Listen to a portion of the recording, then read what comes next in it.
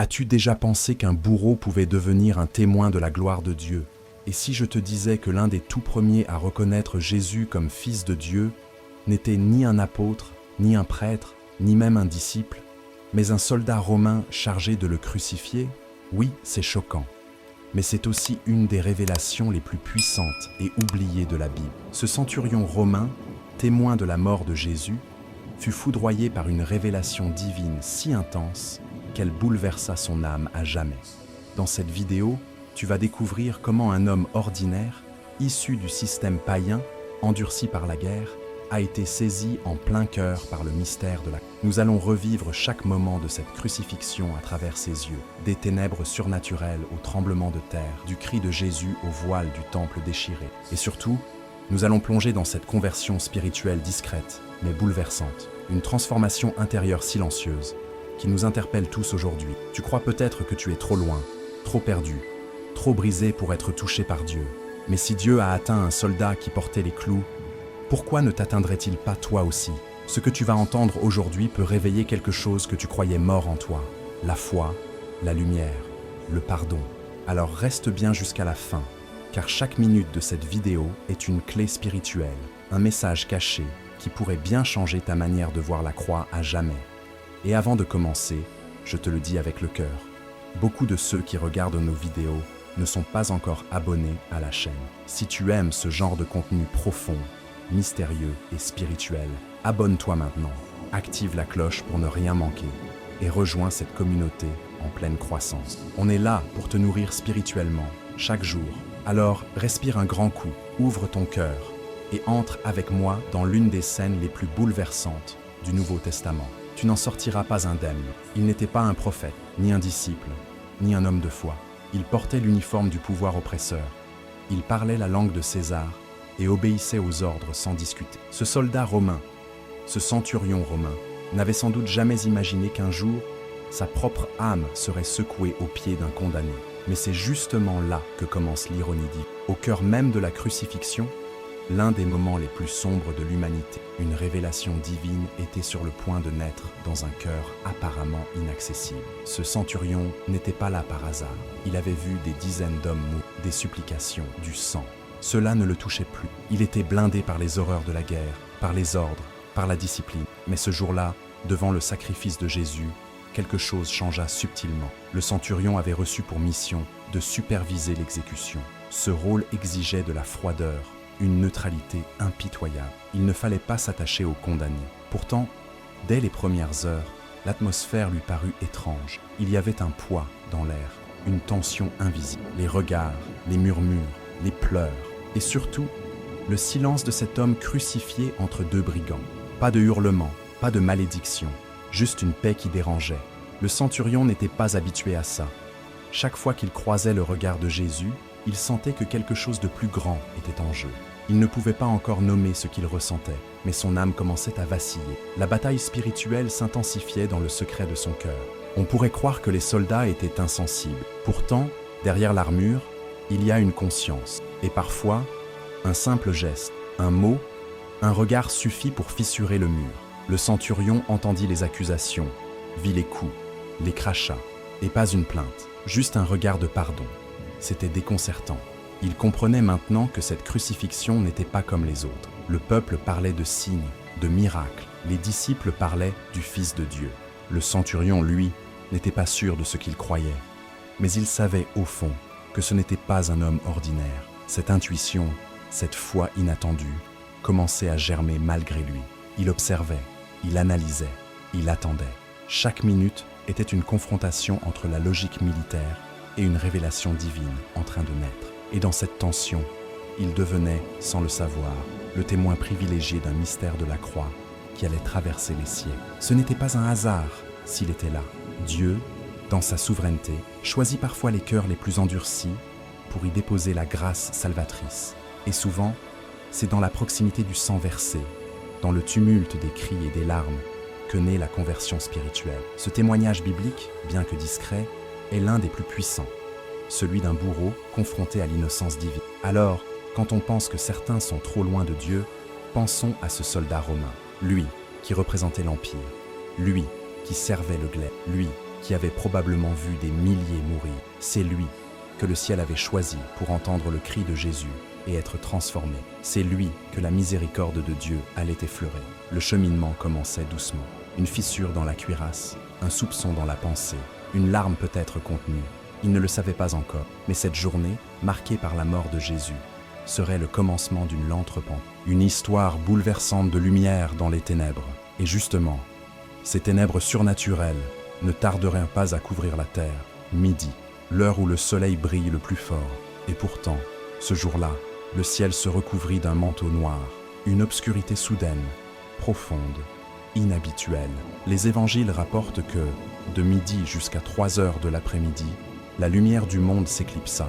Matthieu 27, 45.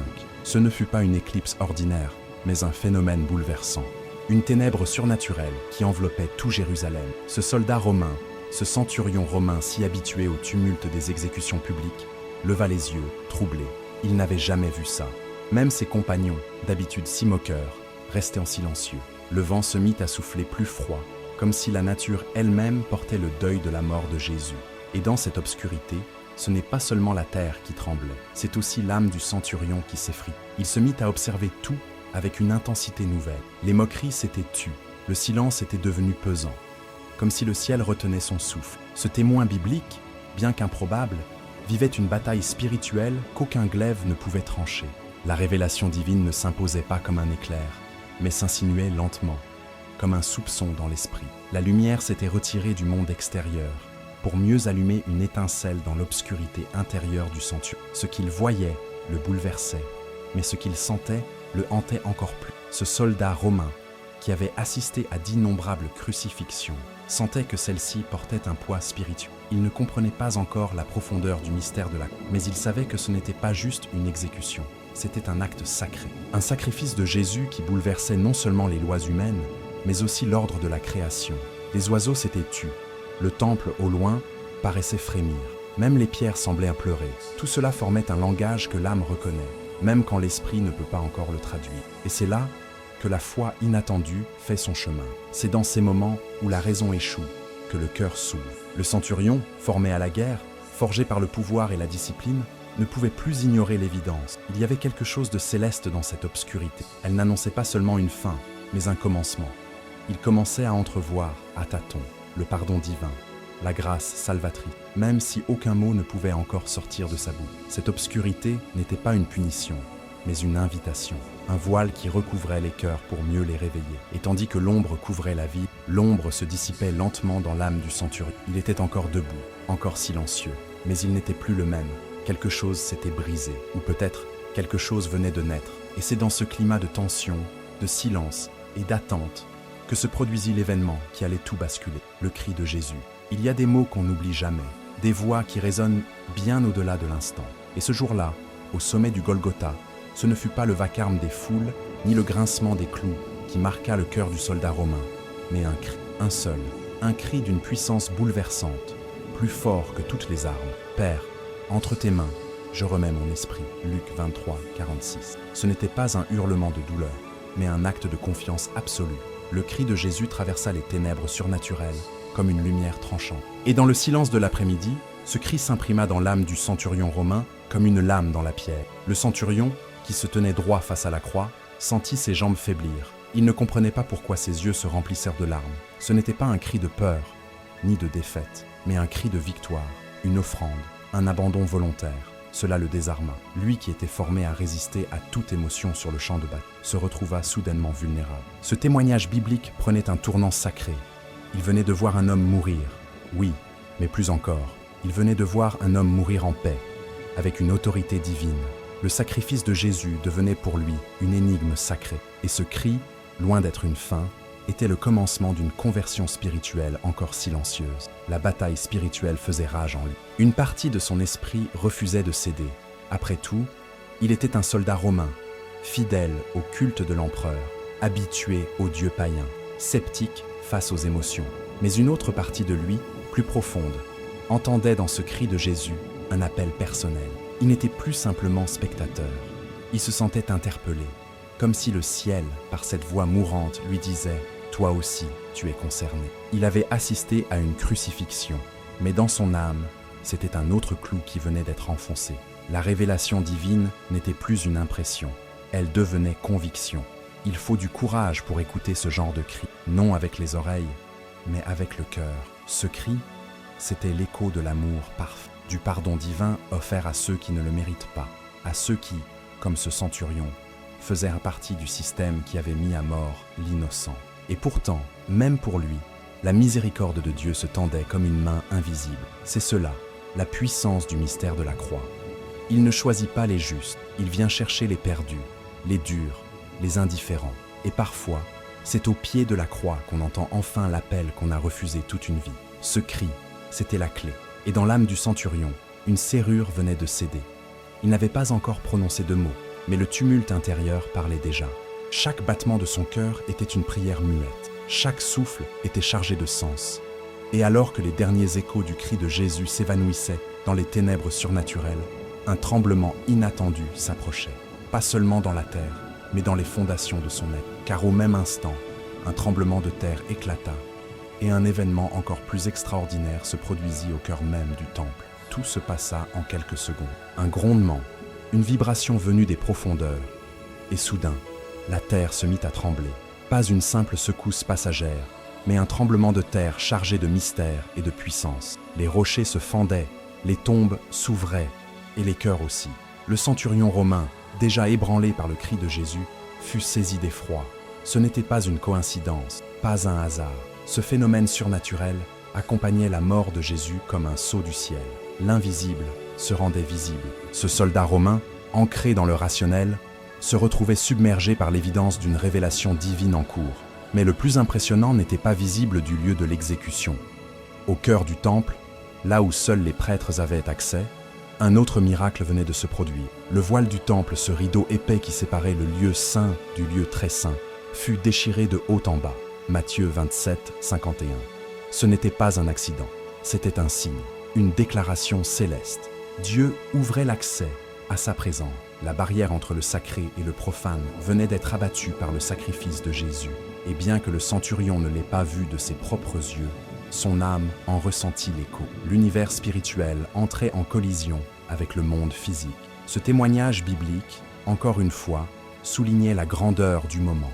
Le centurion observait la croix, mais ce qu'il vivait dépassait de loin la scène. Il ressentait dans sa chair la force d'un royaume invisible. Il comprenait que ce tremblement de terre n'était pas là pour punir, mais pour réveiller, pour secouer les consciences. Et dans le secret de son cœur, les plaques tectoniques de la foi se mettaient elles aussi à bouger. C'est dans ces instants de confrontation que naît la foi inattendue. Ce soldat romain ne regardait plus un condamné, il contemplait un roi crucifié, certes, mais investi d'une autorité que même les éléments reconnaissaient. La bataille spirituelle se faisait de plus en plus intense. Il sentait que tout en lui résistait encore à la vérité qui s'imposait.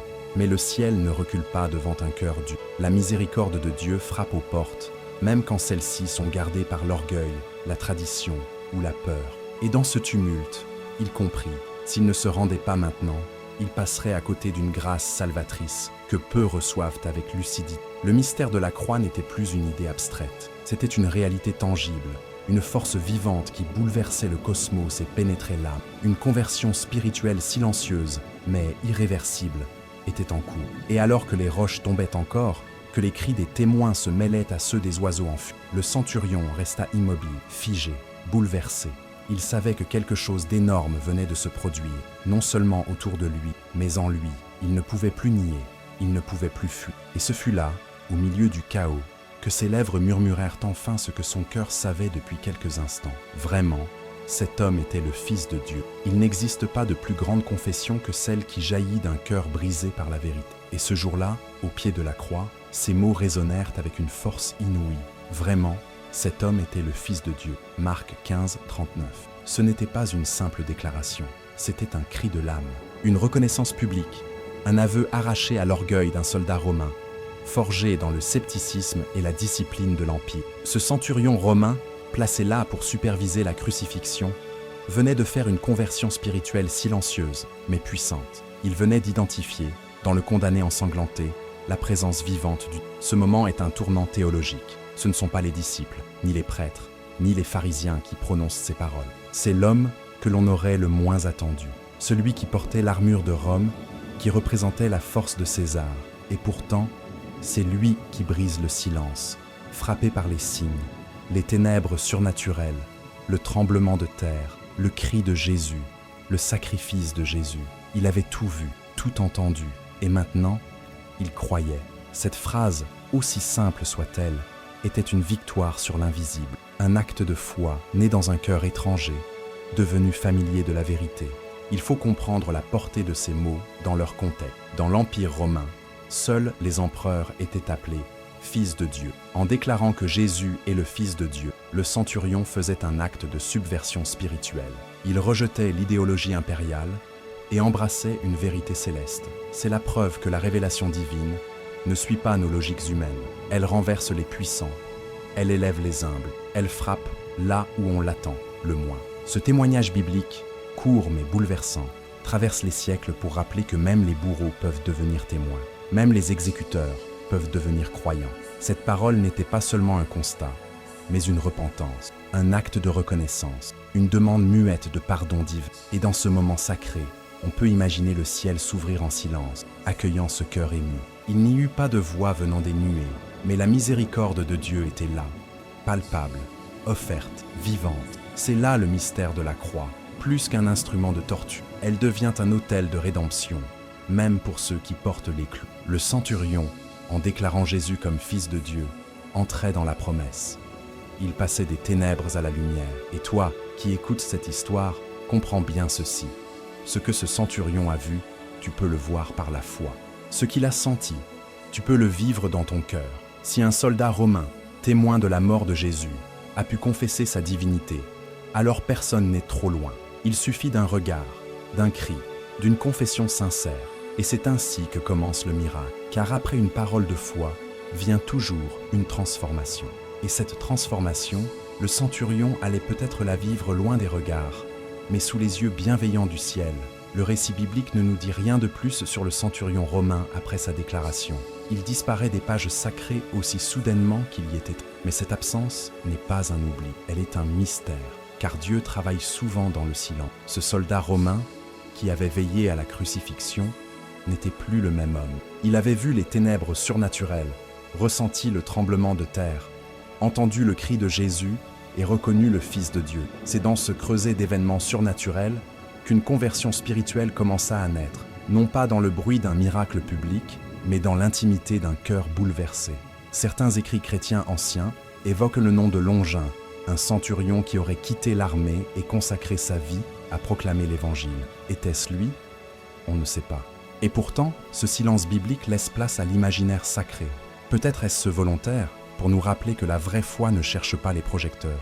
Elle se vit dans le secret, dans la fidélité quotidienne.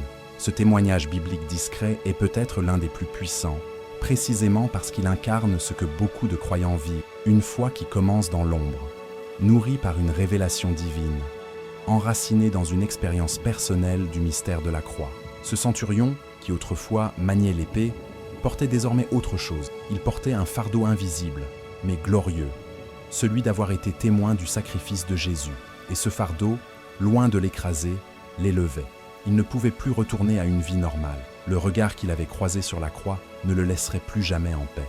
Peut-être qu'il priait en secret, peut-être qu'il interrogeait les disciples, peut-être qu'il avait désormais du mal à dormir, non par culpabilité, mais parce que la grâce salvatrice le poursuivait nuit et jour. Voilà ce que fait la miséricorde de Dieu. Elle ne nous laisse jamais tranquilles quand elle nous a choisis. On peut facilement s'identifier à lui. Qui n'a jamais eu une expérience avec Dieu sans savoir quoi en faire ensuite? Qui n'a jamais ressenti ce feu intérieur sans avoir les mots pour l'expliquer? Le centurion était comme beaucoup d'entre nous, secoué, touché, transformé, mais encore incertain. Et c'est là que le pardon divin agit en douceur. Il ne force rien, il s'offre, il attend, il accompagne chaque pas. Ce soldat romain, habitué à commander, apprenait désormais à obéir à une voix plus douce, mais infiniment plus puissante, celle de l'esprit. L'épée tombait, et l'âme s'élevait. Et tandis qu'il quittait lentement le Golgotha, peut-être les mains encore tachées du sang de l'innocent, son cœur portait autre chose, une semence, une lumière, une parole. Et cette lumière, nourrie par le témoignage biblique qu'il avait lui-même vécu, ne cesserait de grandir. Car quand on a rencontré le Fils de Dieu, même brièvement, On ne peut plus jamais vivre comme avant. Et si Dieu avait pu toucher ce soldat romain, alors, qu'est-ce qui empêcherait sa miséricorde d'atteindre d'autres? Même ceux que l'on croit perdus, il est difficile d'imaginer qu'un bourreau puisse devenir un exemple de foi. Et pourtant, c'est bien ce que Dieu nous enseigne à travers le centurion romain au pied de la croix. Ce soldat romain, chargé de superviser la crucifixion, devint le premier à proclamer, devant tous, que Jésus était vraiment le Fils de Dieu. C'est une leçon que l'on oublie trop souvent. La miséricorde de Dieu ne s'arrête pas aux frontières de notre logique humaine. Elle va plus loin. Elle descend jusqu'aux ténèbres les plus épaisses, jusqu'aux cœurs les plus... et elle offre le pardon divin, même à ceux que l'on croirait inaccessibles. Ce n'est pas par mérite, c'est par grâce salvatrice. Quand on médite sur ce témoignage biblique, on comprend que personne n'est jamais trop loin pour être touché par le ciel. Le centurion n'avait rien d'un saint. Il n'avait pas grandi avec les Écritures. Il n'avait pas suivi Jésus. Il avait participé à la bataille spirituelle contre le Messie, sans même le savoir. Et pourtant, Dieu avait préparé ce moment pour lui. La révélation divine ne s'adresse pas seulement aux religieux, aux sages ou aux purs. Elle vient aussi chercher les perdus, les indifférents, les sceptiques. Elle vient briser les chaînes de l'intérieur. Et c'est exactement ce qui s'est produit ce jour-là, dans le cœur d'un homme que tous auraient cru inébranlable. Ce récit n'est pas là pour exalter le centurion, mais pour glorifier la miséricorde de Dieu, pour nous rappeler que la croix n'a pas été dressée seulement pour les disciples fidèles, mais aussi pour les soldats brutaux, les moqueurs, les traîtres, les lâches. Le mystère de la croix, c'est justement ça, transformer la honte en honneur, la mort en vie, la haine en amour. Il n'y a pas de cœur trop souillé, pas d'histoire trop tordue, pas de passé trop sombre que la lumière de Jésus ne puisse racheter. Ce sacrifice de Jésus, ce sang versé sur le bois rugueux, était aussi pour lui, et il est aussi pour toi, aujourd'hui. Alors, si tu te sens loin, si tu crois que tu as fait trop d'erreurs, regarde à la croix. Rappelle-toi de ce centurion romain. Il n'avait rien demandé, il ne cherchait même pas la vérité, mais il a entendu, il a été saisi, et il a changé. C'est ainsi que fonctionne la grâce salvatrice. Elle ne demande pas d'avoir tout compris, elle demande simplement un cœur qui s'ouvre. Et ce cœur, même s'il a été un jour le cœur d'un bourreau, peut devenir le sanctuaire d'un croyant. Dieu ne voit pas comme les hommes, il voit ce que tu peux devenir, ce que tu es appelé à. Et maintenant que tu connais cette histoire, pose-toi cette question. Si Dieu a pu toucher l'homme qui tenait le marteau, qu'est-ce qui l'empêche de te toucher toi aussi? Il n'y a pas d'obstacle que sa miséricorde ne puisse franchir. Il suffit d'un regard vers la croix, d'un cri du cœur, d'une confession sincère. Et le même Dieu qui a bouleversé ce soldat romain peut bouleverser ta vie. Alors ne tarde pas. Ce pardon divin t'est offert aujourd'hui, maintenant. Et peut-être, comme ce centurion, tu es déjà en train de faire le premier pas, sans même t'en rendre compte. Et toi, que feras-tu maintenant que tu connais l'histoire du centurion romain? Ce bourreau devenu croyant, ce témoin inattendu d'un sacrifice divin. Toi aussi, tu as entendu le cri de Jésus, tu as vu les ténèbres surnaturelles, tu as senti la grâce salvatrice frapper doucement à la porte de ton âme. La question est simple, vas-tu l'ignorer ou vas-tu répondre? Dis-moi en commentaire ce que ce témoignage a réveillé en toi. Est-ce que tu t'es déjà senti, comme ce soldat, trop éloigné de Dieu? Partage ton expérience, ton ressenti, ton chemin de foi. Tu n'imagines pas combien ton histoire peut inspirer d'autres personnes ici. Et si tu n'es pas encore abonné, fais-le maintenant. Active la cloche pour recevoir nos prochaines révélations spirituelles. Ce que tu viens de voir n'est que le début. D'autres vidéos puissantes arrivent. Ne rate pas la prochaine lumière que Dieu veut allumer en toi. Clique maintenant sur la vidéo qui va s'afficher à l'écran. Tu vas découvrir un autre personnage biblique oublié et tu verras que Dieu n'oublie jamais ceux que le monde rejette. À très bientôt, entre ciel et terre.